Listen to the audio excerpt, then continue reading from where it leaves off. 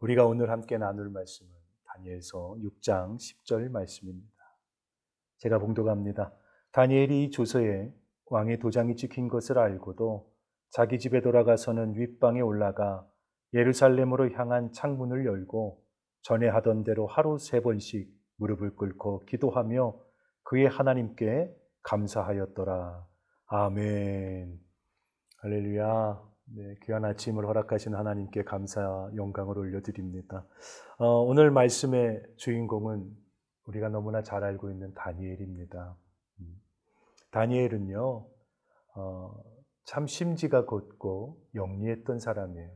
하나님 앞에서도 인정받고 또 사람에게도 더불어 인정받았던 사람이에요.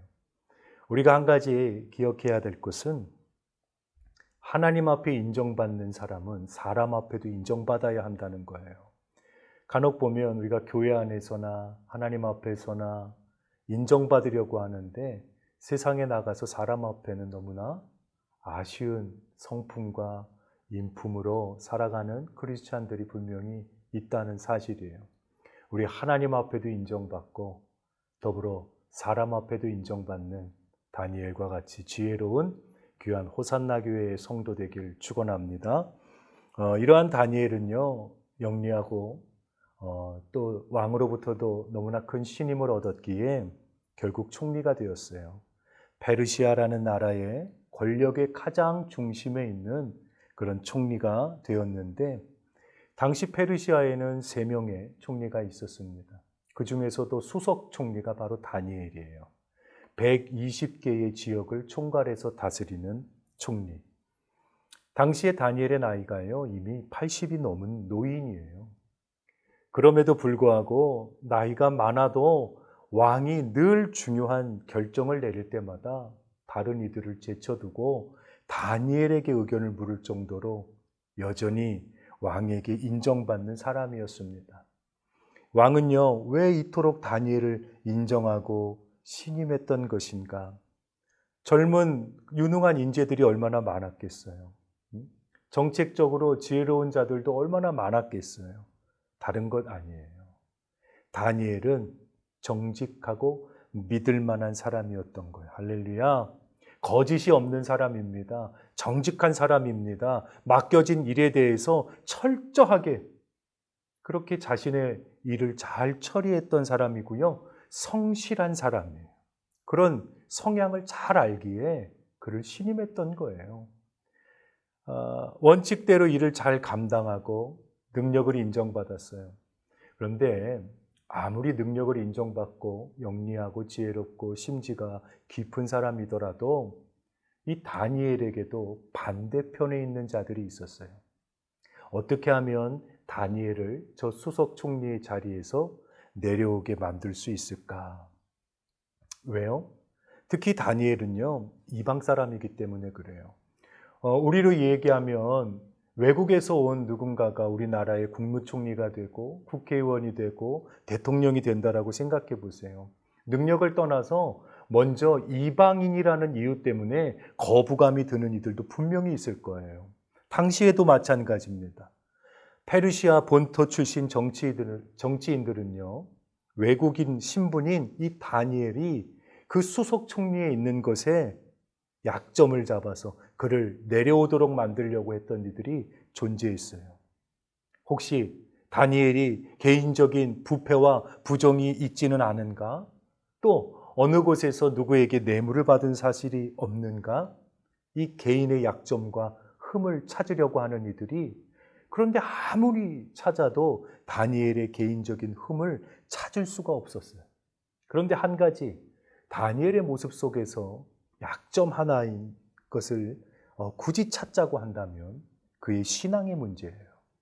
어떤 문제입니까? 다니엘은요, 수석 총리에 있으면서도 꼭 정해진 시간, 아무리 바쁜 와중에도 꼭 정해진 그 시간만큼은 준수하더라는 거예요. 어떤 일이 있어도 그 시간만큼은 철저하게 자신의 신앙을 지키더라는 거예요.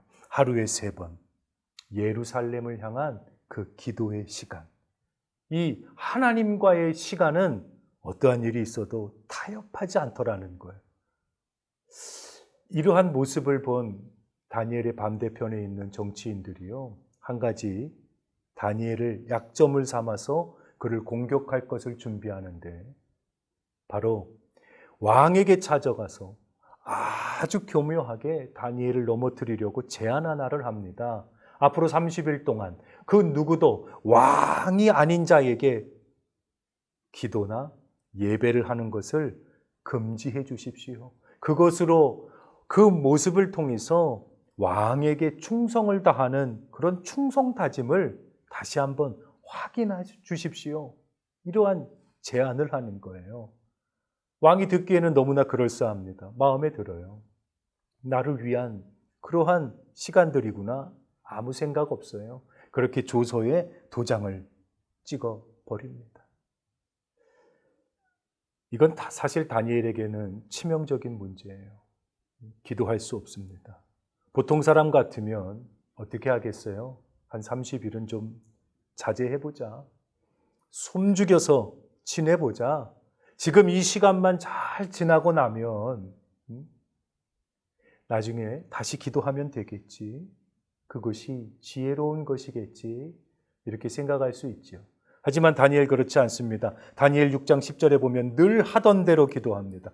더군다나 창문을 열어놓고 숨어서 기도하지 않아요. 당당하게 하나님 앞에 무릎 꿇고 기도합니다. 그때 다니엘을 죽이기 위해서 음모를 준비하고 지켜보던 이들이 이 다니엘의 모습을 발견하고 왕에게 다니엘을 고소하게 돼요.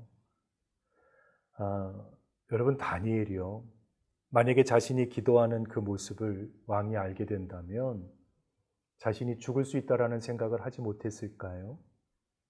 다니엘은 왜 도대체 이렇게 무모한 기도를 감행한 것인가요? 설령 왕이 나를 죽일까? 나를 이처럼 신임하는데, 내가 이 나라의 수석 총리인데 과연 나를 진짜 고발할까? 나를 사자굴에 정말 넣을까? 이런 교만 때문일까요? 아니에요. 다니엘이 이렇게 신앙의 절개를 지킨 것은 생사화복을 주관하시는 분은 바로 하나님이심을 알았다는 거예요. 할렐루야. 여러분, 신앙은요, 트렌드가 아니에요. 유행이 아니에요. 타협할 수 있는 것이 아니에요. 신앙은 절개예요. 절개를 지키는 거예요. 우리가 죽고 사는 모든 문제는 하나님 손에 달렸다는 것을 다니엘은 알고 있기 때문이에요. 우리의 모든 것이 하나님으로부터 오는 것을 다니엘은 잘 알고 있었기 때문이에요. 그러기에 나의 삶의 모든 기준이 예배이고, 내 인생에 어떤 손해가 있더라도 그 예배의 자리를 지켜야 한다는 그 중심을 잘 알기 때문에 다니엘을 하나님께서는 살리시기도 하고 그의 기도를 들으시기도 하는 거예요. 여러분, 우리 또한 우리의 삶의 자리에서 어떤 유연함이 아니라 믿음의 절개를 지키고 신앙의 절개를 지키는 그러한 호산나 교회 성도 되기를 주님의 이름으로 축원합니다. 이것은요, 종교적인 어떤 신념 때문에 고집을 부리는 것이 아니에요. 우리 마음속에 다니엘과 같은 그런 믿음의 원칙이 잘 세워진 귀한 성도와 그런 귀한 가족이 되길, 가정이 되길, 자녀가 되길 주님의 이름으로 축원합니다. 그 예배의 시간은요, 하나님과 소통하는 거예요. 기도의 시간은요, 하나님과 소통하는 거예요. 그것이 나의 삶의 가장 우선이 되어야 돼요. 교회에도요, 예배가, 기도가 우선이 되어야 돼요. 그리스도인에게 가장 행복한 시간은 바로 하나님과 함께하는 그 시간이에요. 얼마 전에 제 후배 한 친구가 저에게 선물을 하나 주었어요. 가품 신발인데 정말 진품과 비교해서 손색이 없어요. 너무나 똑같아요. 소망교도소에서 저하고 같이 성경 공부를 했던 그런 형제인데 어떻게 홍콩에 가서 이런 가품을 취급하나 봐요. 근데 그것을 목사님에게 선물한다고 저에게 보내왔어요. 신발을 아무리 봐도 제가 가진 신발들과 비교해 봐도 너무나 똑같아요. 다른 것을 찾아볼 수 없어요. 어느 것이 진짜인지 어느 것이 가짜인지 알 수가 없어요. 그런데 유심히 보니까 제품의 이음새 마감 하나가 보이지 않는 것처럼 미세한 부분이 조금씩 다른 것을 발견할 수 있었어요. 디테일이 조금 달라요. 여러분, 신앙도 마찬가지예요. 우리가 겉으로 볼 때는 다 똑같은 성도예요. 겉으로 보여지는 것은 다 똑같은 그리스도인이에요. 하지만 진짜가 있고 가짜가 있어요. 진짜 신앙인은 위기의 순간 하나님 앞에 나가요. 진짜 신앙인은, 명품 신앙인은 절망의 순간 하나님 앞에 무릎 꿇어요.